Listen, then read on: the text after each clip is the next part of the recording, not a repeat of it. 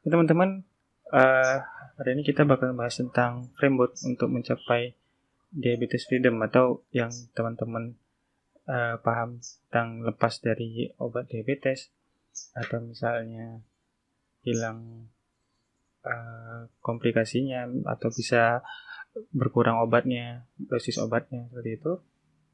Nah, itu ada tahapannya. Nggak ujuk-ujuk langsung masuk ke komunitas ini, tiba-tiba saya besok udah berhenti minum obat. Nggak gitu juga. Itu jadi ada ada step-stepnya yang harus dilewati. Nah, jadi kita mulai bahas di sini ada level 0 ya. Jadi level 0. Jadi ini sebelumnya maaf, saya simpulkan dari penelitian-penelitian, dari buku yang saya baca, dari pengalaman orang-orang yang udah saya pernah wawancarai, yang udah pernah lepas dari obat. Nah, ini mereka kurang lebih seperti ini. Oke. Jadi ada 2 level. Yang level pertama itu adalah yang level yang awam masih tentang diabetes tuh seperti apa sih gitu ya. Dari yang belum tahu diabetes sama sekali sampai yang udah paham, tapi belum tahu misalnya dia baru mau belajar tentang diabetes freedom gitu. Gimana sih bisa hidup dengan diabetes, damai dengan diabetes, bisa berkurang obat yang dia minum atau berkurang dosis insulinnya, bukan malah nambah-nambah terus gitu kan. Terus tahu ternyata toksisitas insulin itu apa. Nah, lanjut ke level yang selanjutnya, itu ada level yang udah tahu kalau misalnya pola hidup sehat itu bisa membantu teman-teman untuk menuju diabetes freedom gitu. Nah, di sini goalnya adalah menemukan pola hidup yang sesuai. Jadi nggak perkumpulan ahli diabetes dunia itu juga udah setuju kalau misalnya nggak ada satu cara yang bisa untuk semua orang untuk di diabetes gitu. Jadi harus disesuaikan dengan diri masing-masing. Nah, di sini kita harus belajar gimana caranya pola hidup yang cocok untuk kita gitu. Nah, ini yang kita bahas di komunitas kita.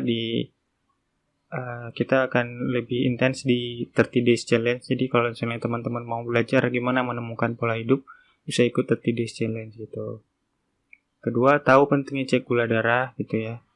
Kenapa sih harus cek gula darah malah tiap hari? Biasanya cuma seminggu sekali atau 2 minggu sekali, atau bisa sebulan sekali gitu. Padahal gula darah tuh kita aktivitas sekarang, kita makan sekarang bisa berubah-ubah gitu kan. Oke, terus paham tentang nutrisi, paham gimana cara mengatasi gejala hipoglikemia, hiperglikemia. Seperti itu. Ini yang kita bahas di 30 Days Challenge gitu ya. Oke, teman-teman nanti di 30 Days Challenge bakal belajar gimana membuat jurnal. Nah, jurnal itu untuk tahu pola hidup yang sesuai untuk teman-teman. Jadi harus tercatat setiap hari apa yang teman-teman rasakan itu dicatat, dan apa yang bisa membuat gula darah teman-teman naik itu harus ditandai kegiatan apa itu. Oke, lanjut ke yang terakhir, itu diabetes freedom.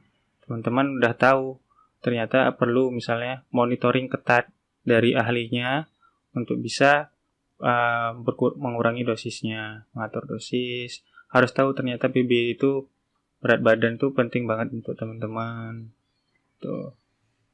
Yang terakhir itu udah mandiri, udah bisa dilepas dari monitoring ketat. Jadi teman-teman udah paham banget caranya untuk menjaga BB, berat badan, dan mengatur dosis sudah paham banget. Jadi udah bisa dilepas dan udah menjadikan pola hidup itu sebagai gaya hidupnya gitu.